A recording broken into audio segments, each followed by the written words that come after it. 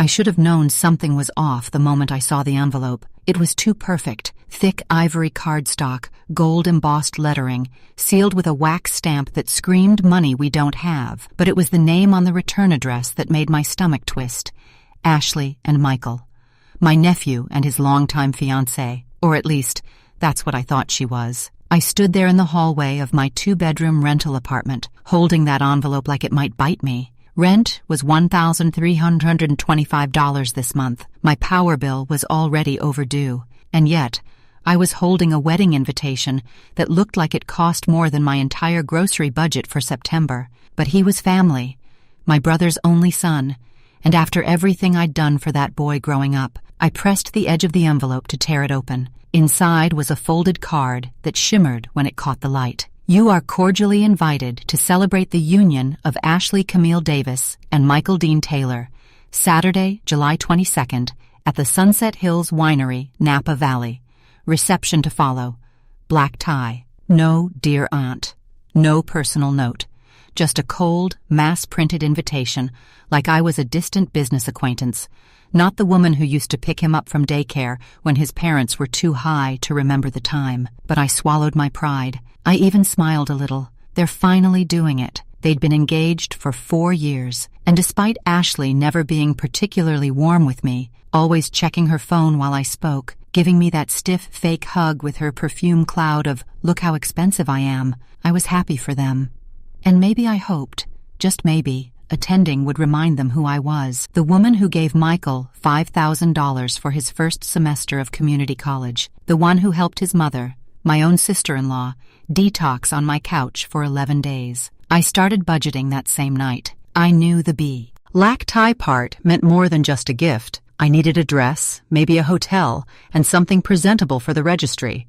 $188 for a floor-length navy gown that didn't cling to my stomach, $62.99 for matching low heels, $399 for 2 nights at the cheapest hotel near the winery, and a $400 espresso machine from their registry. Suggested gift range, it said, was $300, $1,000. I paid for it all in 3 installments on my credit card. But I told myself it was worth it. I hadn't been to a wedding in over a decade. I even practiced how I'd do my hair in the mirror, updo with the pearl comb I used at my own wedding, back in 1986. 3 weeks before the wedding, I called Michael. He didn't answer. Texted Ashley. No reply. The next week, I called again. Voicemail. Then, on July 20th, I packed my bag, laid out my dress, and printed my travel itinerary. I'd even picked out silver wrapping paper with little white doves to wrap the espresso machine box. I never got to use it. Because that night, I logged onto Facebook and saw photos, dozens of them, posted 3 days ago. Ashley in a strapless white gown, Michael grinning in a tux. The caption, "We did it! Married 7/15/23. Thank you to our closest friends and family for making it unforgettable." I blinked, scrolled, saw the cake, the first dance, a shot of the vineyard with twinkling lights. I thought it was a joke, some kind of engagement shoot prank, but then the comments came in. So honored to be one of the 28 invited guests, so intimate and special. Loved how you kept it private and avoided the drama. We'll celebrate with the rest of the world later. I stared at the screen until my vision blurred. I hadn't even made the private list. I wasn't even worth a "we eloped" text. Just a fake invitation and an empty smile. I checked the registry. The espresso machine was marked "Received." My order had gone through, shipped and signed for, delivered on June 29th. I was shaking. My hand hovered over the phone. I could call, demand answers, but I didn't. I sat down on my bed, still in my housecoat, and looked at the envelope again. They didn't forget to tell me. They didn't overlook me. They sent me that invitation on purpose. They wanted the gift, not the guest. They used me. And as I stared at the blank wall across my bedroom, all I could think was, "You wanted a gift? Oh, honey, you're going to get one." The next morning, I woke up at 5:46 a.m., not because of an alarm, but because I was too angry to keep sleeping. My body was awake before my mind even caught up. My chest felt tight, my palms cold. I didn't cry. Not yet. I just sat there, blinking at the light creeping in through the blinds and replaying that Facebook post in my head. I wasn't just excluded, I was tricked. They wanted my money. Not my presence, not my blessing, not my name on the guest book, just my bank account. And that's when the pain began to harden into something heavier, something sharp. I got up, poured myself a cup of stale coffee I'd left on the warmer the night before, and sat down at the kitchen table, the same table where I'd once helped Michael with his geometry homework back when he was 13. I still remembered how he used to get frustrated, scribbling down crooked triangles with sweaty hands, asking if he was ever going to use this crap. Apparently not. Math wasn't his strong suit, but manipulation? That he'd mastered. I opened my old file cabinet, third drawer down, family records. I pulled out a thin manila folder labeled Michael, College, Legal, Myas. Inside were scanned copies of his financial aid applications, his class schedules from Sierra Community College, and a few receipts from the time I helped him get his first used car, a 2003 Toyota Corolla. I'd co-signed the loan, but more importantly, taped to the back of the page was a contact sheet from Ashley's event planning internship. I'd helped her print it back when she was begging for someone to give her a chance in the luxury wedding industry. Back then, I was the only one with a functioning printer and the patience to help her fix formatting in Microsoft Word. I remember her saying, "These people are like gold. I need to impress them." I still had it.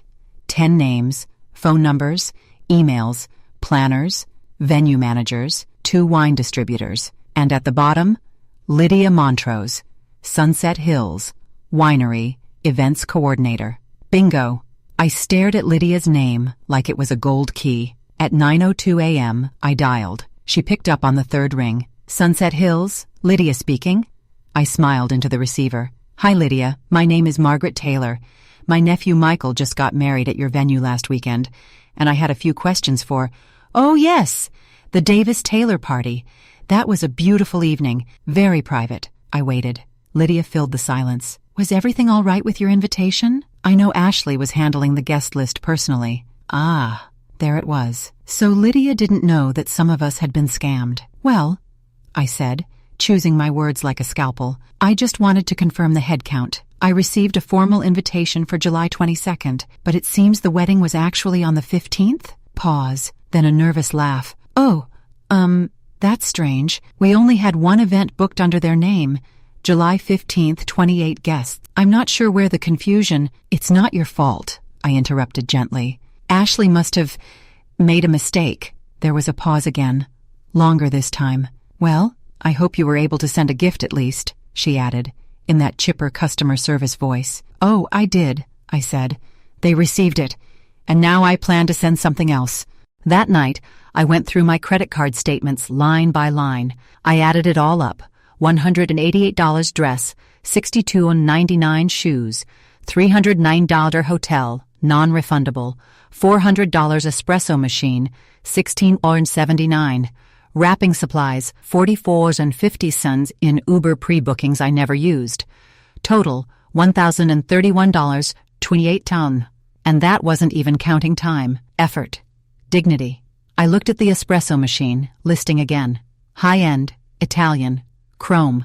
I'd bought it from a specialty site Ashley herself had listed on the registry. Funny, she never thanked me, never acknowledged it. And that's when I made my next decision. If they wanted to treat me like a cash machine, I'd give them a reason to regret ever plugging me in. But I wouldn't scream. I wouldn't curse. That's what they'd expect. No. My revenge would be served as cold as that untouched hotel room bed. 2 days later, I mailed a letter. Certified, return receipt required. The envelope was crisp, white, and plain. No glitter, no bows, no calligraphy. Inside was a 2-page invoice, labeled, Fraudulent Wedding Invitation, Reimbursement Statement, Margaret Taylor. It itemized every expense, complete with date, vendor, and last 4 digits of my card number. And at the bottom, please remit full reimbursement of $1,031.28 within 30 calendar days to avoid escalation. This is not a joke. You have 30 days. Warmest regards, Margaret. I sent 1 copy to Michael, 1 to Ashley, and 1 to Ashley's parents. Why? Because they'd always thought I was that dramatic aunt from the lower income side of the family, the kind you invite to a barbecue, not a black tie wedding. I wanted them to see I was more than that. I had receipts, and now I had patience. And patience, when paired with pride, can be a dangerous thing. 3 days later, I got a text. It was from Michael. "What the hell is this letter you sent us? Are you serious?" I didn't respond. I just typed one sentence back. "You have 27 days left." On the 10th day, I heard heels, sharp, impatient clicks against the hallway tile outside my apartment, not the usual sound of my elderly neighbors or the mailman. These were expensive shoes. I could tell. I was folding laundry in the living room, the window cracked open just enough to hear the distant hum of the freeway when the knock came. 3 quick pounds, then silence. I took my time walking to the door, slipped off my reading glasses, smoothed my cardigan. I already knew who it was. When I opened it, she didn't smile. Ashley stood there in a beige trench coat, designer bag slung over her shoulder, oversized sunglasses still on, like she thought this was some kind of movie. Her lips were pressed into a line so tight they looked like they'd been drawn with a ruler. "Well," she said, "at least now I know why everyone thinks you're insane." I smiled. "Just a little. And good morning to you too, dear." She pushed past me without asking, walked straight into my living room like she paid the rent, which again was $1,025 this month, and not a cent of it came from anyone named Ashley. She stopped in the middle of the room and crossed her arms. "What exactly are you hoping to achieve with this little invoice stunt?" I shut the door behind her and leaned against it. "I'm not hoping. I'm billing," I said. "Big difference." Her jaw clenched. "Michael is furious. You embarrassed us. My parents are asking questions. This is exactly why we didn't invite you, because you always make everything about you." I actually laughed. It came out dry, bitter, like a cough I'd been holding for years. "You didn't invite me," I said, stepping forward slowly. "But you did send me a fake invitation. You waited for the gift to arrive, and then you got married a week early without a word." She rolled her eyes. "We had to keep it small. It was a capacity issue." "Really?" I raised my eyebrows. "Because the venue confirms it holds 50. You had 28 guests. Want to try again?" She looked like she wanted to slap me, but instead, she tossed her sunglasses onto my couch and let out a sigh. Dramatic, exasperated, practiced. "It's over, Margaret. The wedding already happened. What do you expect us to do? Undo it?" I walked past her and picked up the printed copy of the invoice I kept on the coffee table. "No, Ashley. I don't want you to undo the wedding. I just want my $1,031.28 back," she scoffed. "You think this is about the money? You're obsessed with control. This is why Michael barely talks to you anymore."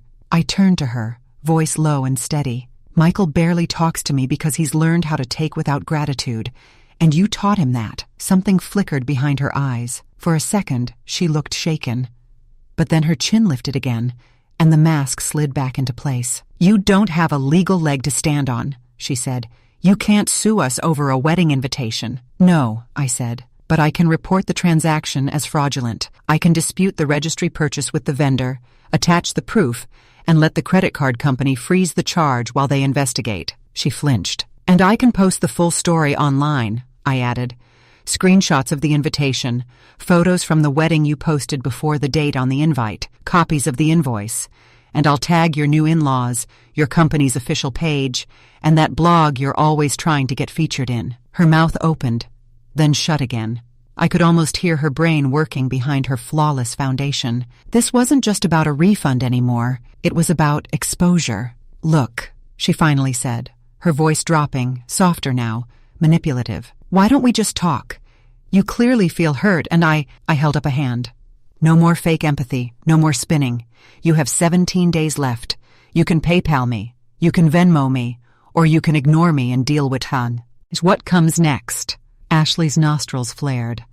"You are insane," she spat, grabbing her sunglasses. "This is why your own son doesn't visit anymore." That one landed. a little too close, but I didn't let her see it. I just nodded. Maybe, but I raised him without using people, and I sure as hell never taught him to scam family. She stormed toward the door, perfume trailing behind her like guilt. When she opened it, I added one more thing. Not loud, not angry, just calm. Oh, and Ashley? She turned. That espresso machine? I said. I reported it stolen. She blinked. I marked the package as misdelivered fraudulent transaction. The company's issuing a claim. You'll be contacted to return it. Her lips parted, stunned. You'll have to ship it back or explain to the credit card fraud team why you kept a $400 appliance sent under false pretenses. Good luck with that. Then I shut the door in her face. That night, I sat down at my old desktop computer, drafted a post, attached photos of the invitation, the receipt, and a before-the-date Facebook screenshot of the wedding. Captioned it, PSA, be careful who you trust with your money, even family. I was sent a fake wedding invite just to secure a gift, and here's how I handled it. I didn't post it. Not yet. I saved it as a draft. Let it simmer. I'd give them their full 30 days. But I wasn't bluffing. It was just after midnight when the phone rang. I'd been awake, not because of insomnia, but because I've learned over the years that silence can be louder than noise. My apartment was quiet, too quiet. The kind of quiet where your mind starts to wander into the places you've been trying not to go. I'd poured myself a half glass of red wine and was reading the same page in a book for the third time when my cell lit up. The name flashed across the screen. Michael. I let it ring twice before. I answered. Hello? There was a pause, then a low grunt. You happy now? His voice was slurred, heavily, like he'd been drinking more than a little. I could hear music in the background, faint, muffled bass. A party, maybe. Michael, I said calmly. It's late. You think you're so clever, don't you? He mumbled, dragging the syllables. Sending my wife into a meltdown over your little petty vendetta. I stood up slowly, moving to the window, watching the city lights blink like distant warning signs. This isn't a vendetta, I said. It's a bill for what you stole. We didn't steal anything, he snapped, suddenly more awake. You gave us a gift. You chose to send it. That's on you. I exhaled slowly. No, I sent a gift based on a lie. That makes it fraud. There was a pause. I could hear someone in the background, a woman, not Ashley. She was laughing, whispering. And then, a whisper turned into a clear sentence. Babe, come back to bed. I froze. Michael must have thought he'd muted himself because suddenly the phone shifted, like he'd set it down, and I could hear everything. Michael groaning, the girl giggling, the unmistakable sound of a zipper, then static and a fumble, before he came back on. Anyway, look, he said, a little breathless. We'll get your money. Just stop harassing Ashley, all right? She's under a lot of pressure. Planning a wedding is hard, okay? I said nothing. The silence hung heavy. He was too drunk to notice the shift in my breathing, too arrogant to realize I had just heard something he could never take back. Michael, I said carefully, where are you right now? He laughed. Wouldn't you like to know? And then he hung up. I stood there for a full minute, phone still pressed to my ear, even though the line was dead. Then I sat down, pulled out a yellow legal pad from my drawer. At the top, I wrote, things. Ashley doesn't know. And under it, Michael is cheating on her. He called me drunk. He doesn't think I'll do anything about it. I underlined the last line. Twice. The next morning, I woke early again. Made a cup of black coffee, skipped breakfast, and dug through my digital files until I found what I was looking for, an old shared Google Drive folder from years ago, titled Wedding Projects Ashley Aunt M, back when she still pretended to like me. In it were photos, drafts, planning notes, even a partial guest list, but what caught my eye was a document titled Vendor Contact Sheet Final. It was dated 2022, but it had something the previous list didn't. A woman named Jasmine, listed as bridal makeup, backup assistant. The same first name I'd just heard in the background of Michael's call. It couldn't be. Could it? I did a reverse lookup using the number I'd saved from the call. Michael's, which I now saw was linked to multiple new accounts, and one of those had tagged a Jasmine S. in a series of Instagram posts last year. I clicked. Jasmine was young, pretty, the kind of pretty Ashley would consider inferior because it wasn't curated. Wild curls, no filters, definitely not from her high-end friend group, and definitely not someone Ashley would tolerate near her new husband, especially if that someone was sleeping with him. I sat back and tapped my pen against my chin. The espresso machine, the fake invitation, the passive-aggressive insults, those had hurt. But this was leverage. Ashley wanted to parade her marriage around like some glittering victory. Michael wanted to pretend they were untouchable. But now I had something they couldn't control, and I wasn't going to send it to them. No, I was going to send it to someone else. That evening, I wrote a letter, not an email, a letter, the kind with a signature and a stamp on. I addressed it to Ashley's parents, Judith and Gregory Davis. Inside, I included a transcript of Michael's call, a printout of Jasmine's public profile, and one small note, handwritten, "Dear Judith and Gregory, you may want to ask your new son-in-law where he was on the night of September 3rd, around midnight. He wasn't with Ashley. Sincerely, Margaret Taylor." I sealed it, walked it to the mailbox myself, watched the carrier take it away with my own eyes, and when I got back inside, I picked up my glass of wine, raised it toward the empty living room, and whispered to no one in particular, "Let the real party begin." The phone rang at exactly 7:13 a.m., 2 days later. I was still in my robe, pouring water into the coffee maker, when I heard it. I let it ring once, twice, instinctively bracing myself for more yelling, more accusations. I thought it might be Michael again, or Ashley with another hissed insult wrapped in faux civility. But then I saw the name on the screen. Judith Davis, Ashley's mother. We hadn't spoken in more than 5 years, not since Ashley's college graduation, where Judith managed to call my outfit adorably old-fashioned and praise her own daughter's excellent taste in elevating beyond her roots, a polite way of saying, "Thank God Ashley's marrying up." I answered on the third ring. "Hello?" There was a pause, a breath, then her voice, low and clipped. "I got your letter." I said nothing. She continued. "I showed it to Gregory. He wanted to call Ashley right away, but I told him not to. Not yet." Still, I stayed silent. Let her fill the space. "We've suspected," she said carefully, "about Michael. Judith didn't want to admit it, but there have been signs."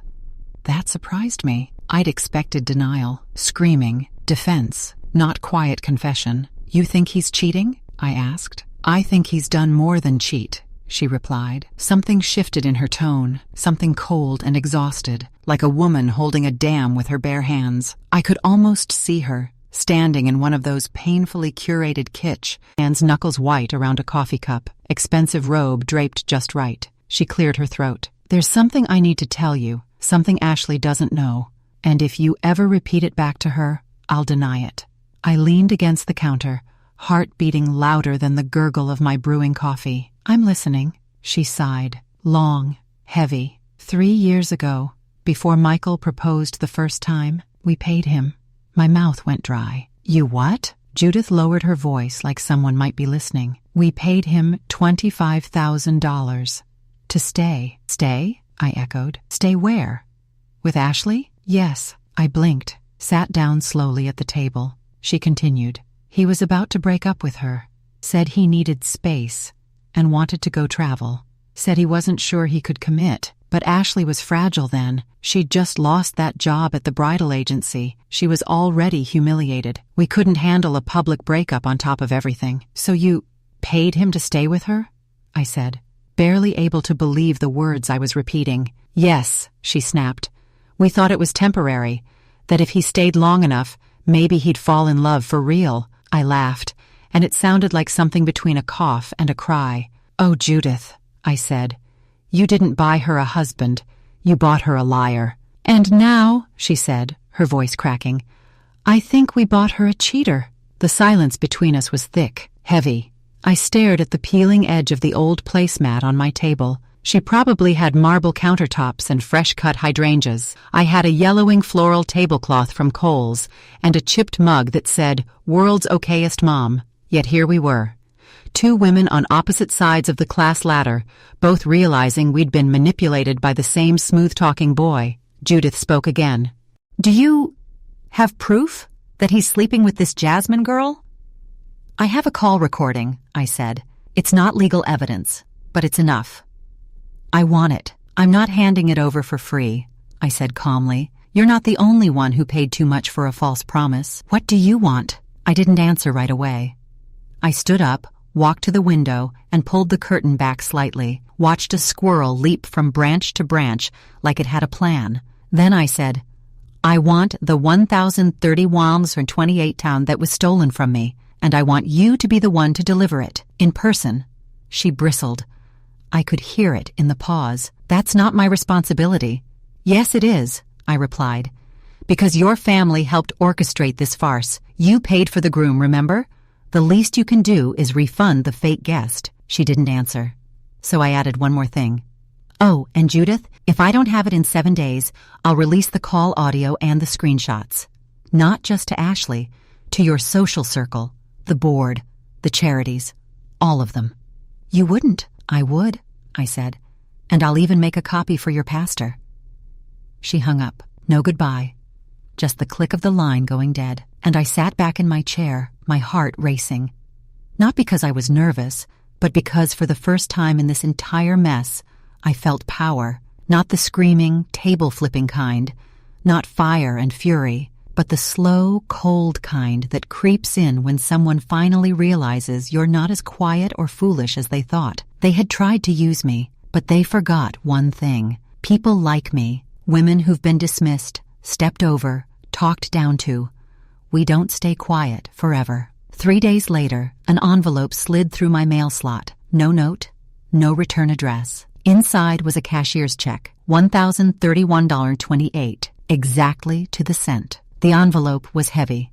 The cashier's check inside had the cold, impersonal perfection of a debt being settled without apology. No note, no sorry for the misunderstanding, not even a typed line of fake pleasantries. Just $1,031.28, the exact amount from my invoice, down to the penny. I held it in my hand for a moment longer than necessary. It should have felt like a victory. It should have felt like the end. Instead, it felt like a beginning. Because if Ashley's mother was willing to send me that much money just to make me shut up, what else were they hiding? I deposited the check that afternoon, and for the first time in over a month, I slept soundly. No angry calls, no second-guessing. But that peace didn't last long, because 3 days later, I got a phone call from Deborah. Deborah is my cousin on my mother's side, twice removed, but twice as chatty. We hadn't spoken in years, not since the funeral where she tried to sell everyone her homemade skin cream during the eulogy lunch. Still, I answered, out of curiosity. Mags, she said, like we were in a sitcom. Girl, I had to call you. You're not gonna believe what I just heard from Cheryl.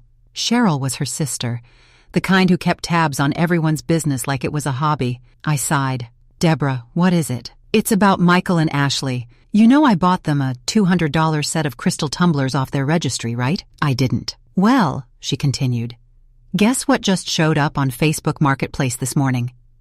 I blinked. No. Oh, yes, she said, triumphant. Same exact set, same brand.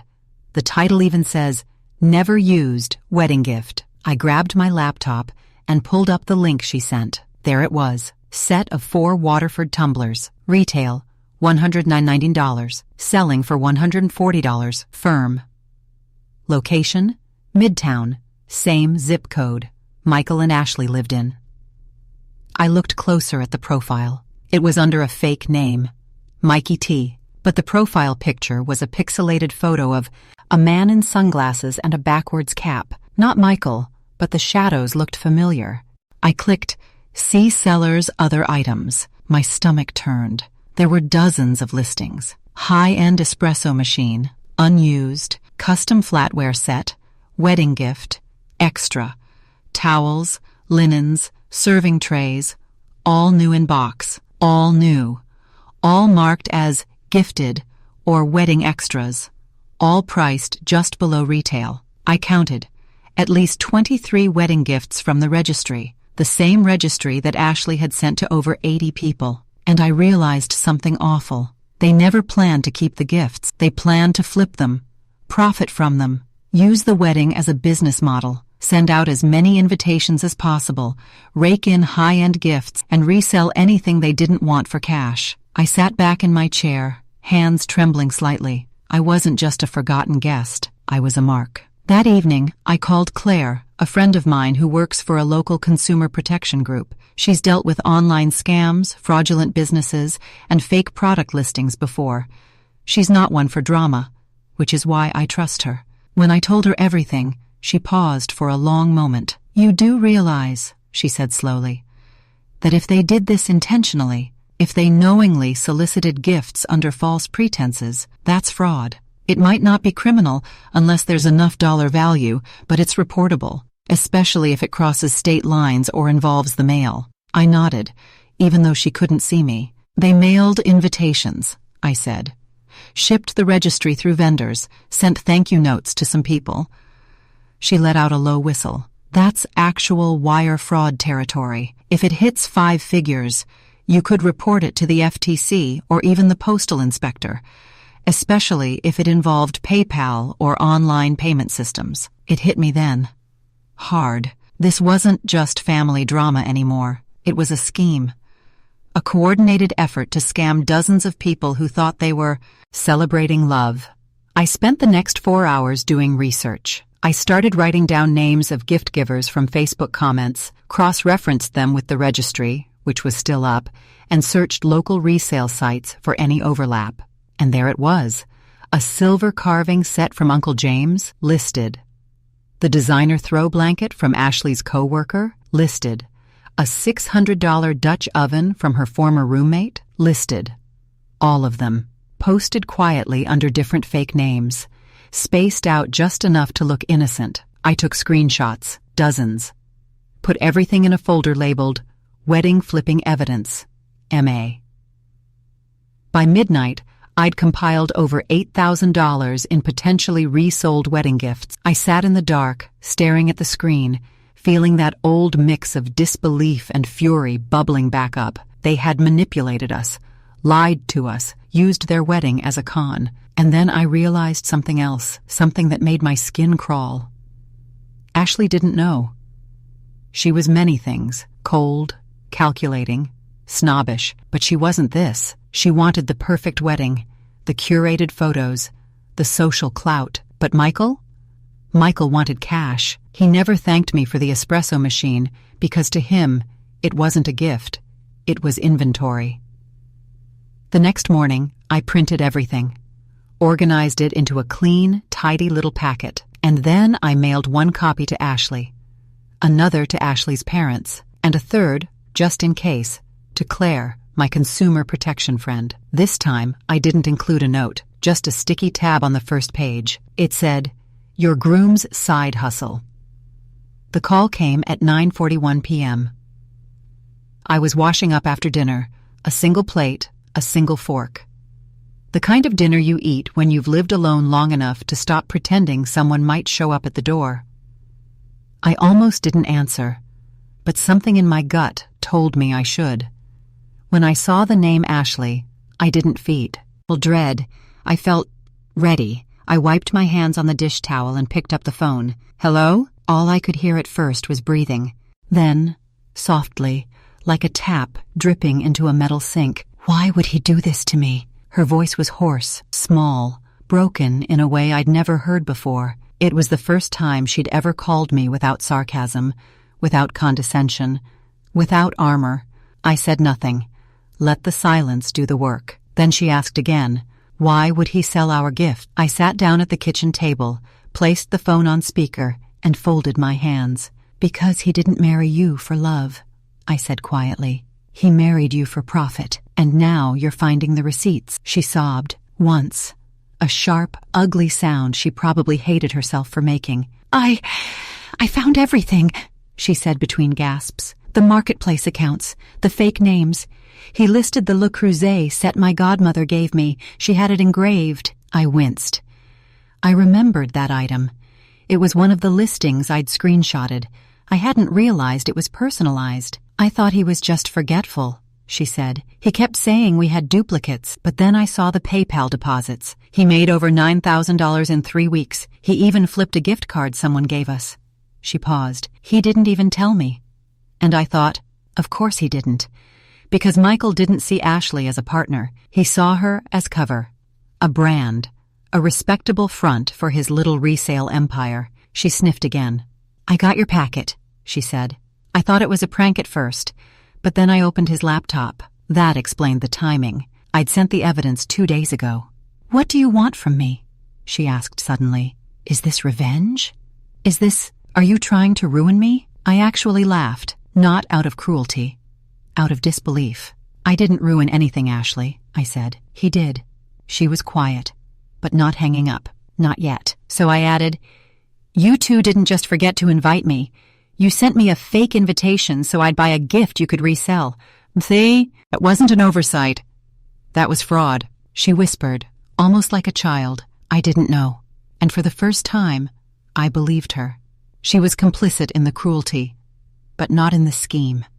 Michael had been playing both of us, her with charm, me with politeness, enough warmth to get what he needed, but never enough to owe anything real. Ashley took a shaky breath. What are you going to do? I already did it, I said.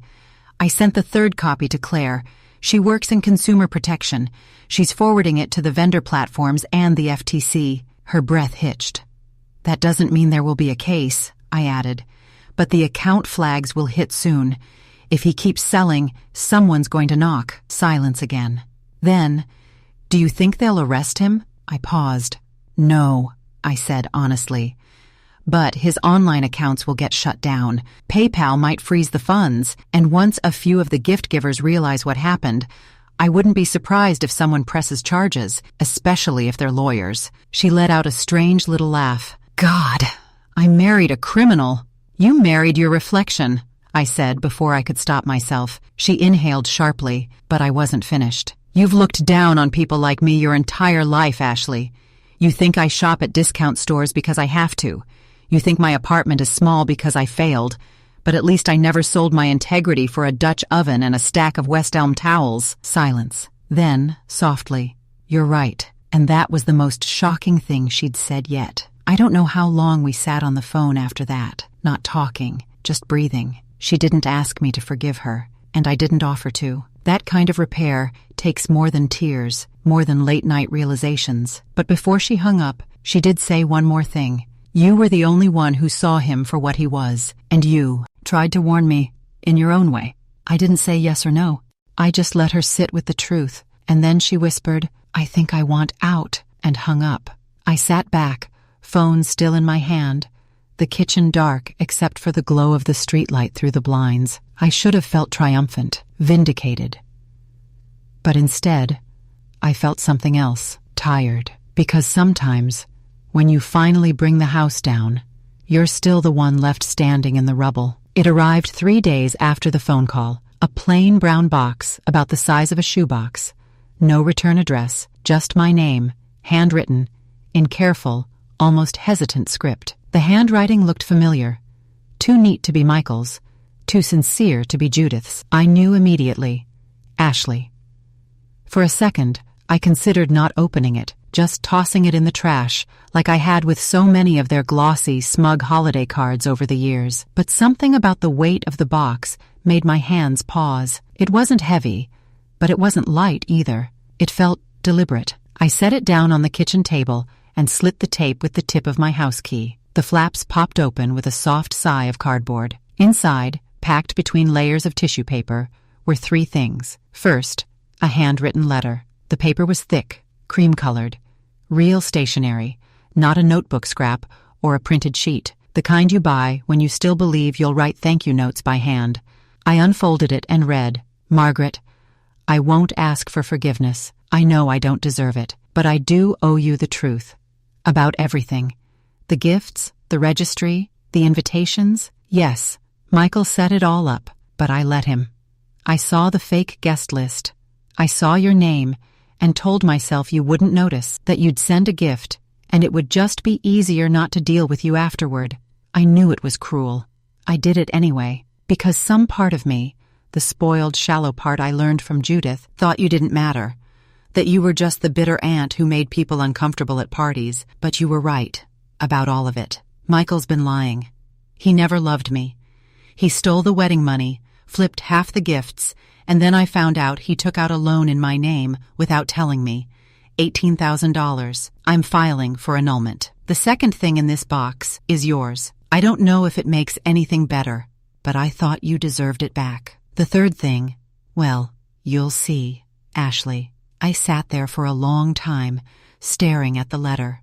Not angry, not tearful, just stunned by the fact that she'd finally said it, that she'd finally seen me as a person, not a stepping stone, not an obstacle, just me.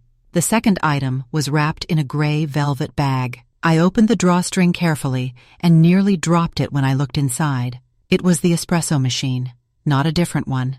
My machine, the one I'd ordered from Williams-Sonoma, the one I'd had gift-wrapped with a card that read, "For your mornings together.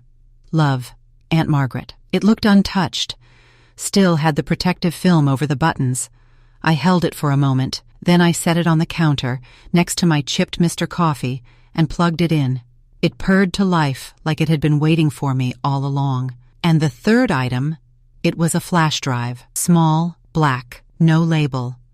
Just a post-it stuck to the outside that said, "I thought you might know what to do with this." I stared at it for a full minute. Then I walked to my laptop, plugged it in, and opened the only folder on it. Michael.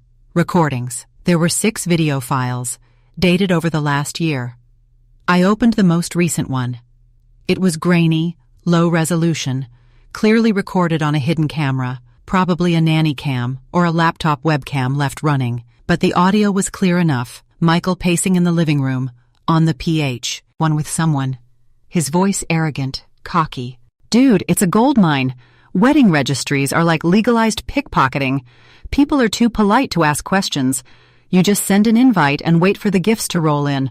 Half of them don't even show up." Then he laughed.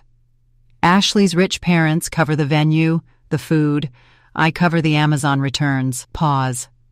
"Yeah, we invited her aunt, too." "What's her name?" "Margaret? The weird one. She bought us an espresso machine. I flipped it for $600. My heart stopped. He said it like I was a joke. Like I wasn't a person. Just a wallet with poor taste and predictable guilt. I clicked through the other files, each one worse than the last. Michael bragging about inflating the guest list to boost registry size. Michael mocking Ashley for believing this is real love. Michael casually referring to borrowing her credit to open a personal line of credit just in case. In one clip, he even joked to a friend, "Worst case, we divorce and split the profits. Weddings are just social MLMs." I copied the files, made 3 backup copies, and then I forwarded one set to Claire, the other to Ashley's divorce lawyer. She'd emailed me earlier that week, asking for any supporting documentation. And the last copy? I uploaded to a private YouTube link, unlisted. Just a title, "The Groom's Side Hustle." I didn't send it out. Not yet, but I wanted it ready, because people like Michael, charming, slippery, always one smile ahead of consequences, only learn when the spotlight turns on them.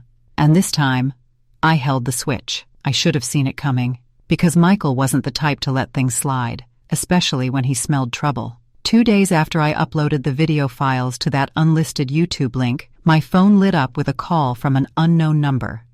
I almost didn't pick up, but something told me this wasn't just another telemarketer. "Margaret?" His voice, cold, sharp, and unmistakable. "Michael." I forced calm into my voice. "What do you want?" There was a pause. Then he said, "I know what you have. The videos." I swallowed hard. "How did you—" "Doesn't matter," he interrupted. "Look, I want this over. No cops, no lawyers, no drama."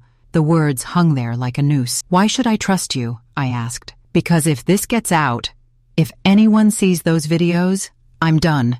No more flipping gifts, no more loans, no more Ashley. None of it." He was desperate and dangerous. That was the moment I realized just how far he would go to protect his scheme.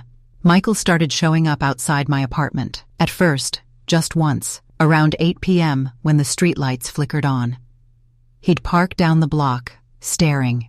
The first night, I locked every door and window, lights blazing. The second night, I called Claire, who advised me to report the stalking to the police, but I hesitated. Because what would that accomplish? Michael wasn't breaking in yet, just watching.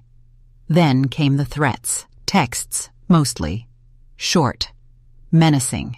"Stop playing games, Margaret. You don't want to see what happens if you push this." One night, I came home to find my mailbox smashed open.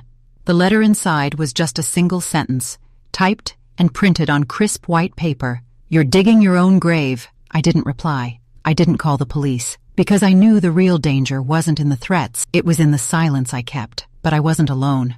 Claire urged me to document everything. She set up a security camera by my front door, installed an app that alerted me to movement around the building. She even gave me a panic button, a small device I could press to call the police instantly. I felt safer, but only just. Meanwhile, Michael's attacks didn't stop. One afternoon, when I was walking to the grocery store, I said, "Oh, him," sitting in a cafe 2 blocks away, staring right at me. Our eyes met. He smirked, like he was daring me to make the next move. That night, I made a decision. I wasn't going to hide. I wasn't going to be scared. I emailed the private video link to several journalists at a local news station, people who had covered consumer fraud and scams before. In the email, I wrote, "This is the story of a wedding scam that used dozens of people, including me, as pawns. I have proof." I attached the screenshots, the registry lists, and the videos. Then, I waited. 2 days later, I got the call. A reporter wanted to meet. I agreed. And when the story aired, it exploded. Locally, then regionally. People called me.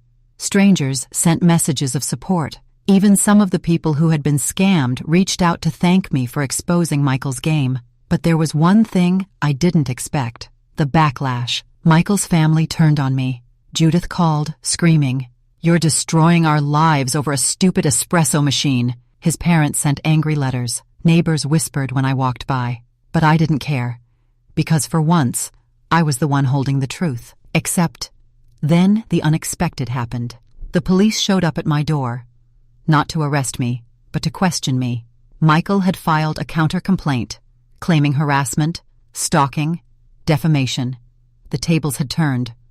I was terrified, because now my reputation was on the line, and Michael was playing dirty. But I knew one thing for sure, I wasn't going to back down. I stood outside the courthouse that morning, the weight of every past month pressing down on me like a storm cloud. It was October 12th, the date of my hearing against Michael's defamation and harassment claims. The air was crisp, the kind that makes you pull your coat tighter around your shoulders, but I felt a different chill inside, anxiety, uncertainty, and the undeniable buzz of anticipation. I'd spent exactly $200 on legal fees up to this point ever. A dollar painstakingly saved from my part-time tutoring job. Claire had been my rock, guiding me through every document, every deposition, every painstaking detail of preparation. But nothing could prepare me for walking into that courtroom and facing Michael across the room. He looked smug, just like always, slicked back hair, tailored suit, the kind of smile that had once fooled Ashley and so many others. But today, the smile was a mask, because behind it, I saw something else, fear. I sat quietly as the judge called the case. Michael's lawyer started.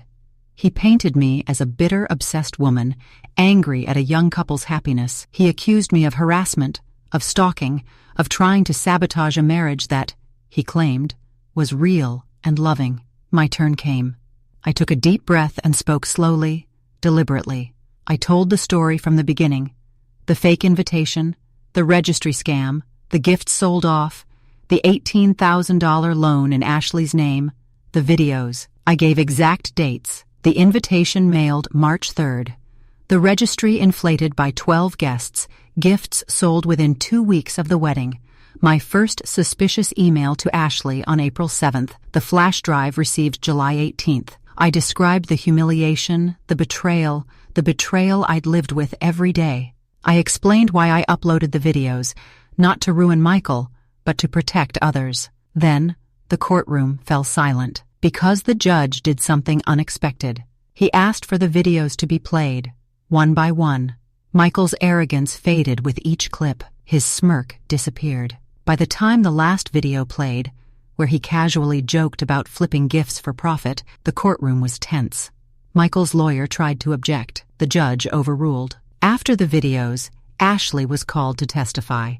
She told the court about discovering the loan, the annulment, and the lies. She admitted she'd been blind and to the truth, but now saw it clearly. Her words were raw, emotional, and honest. The judge's ruling was a surprise. He dismissed Michael's claims of harassment and defamation.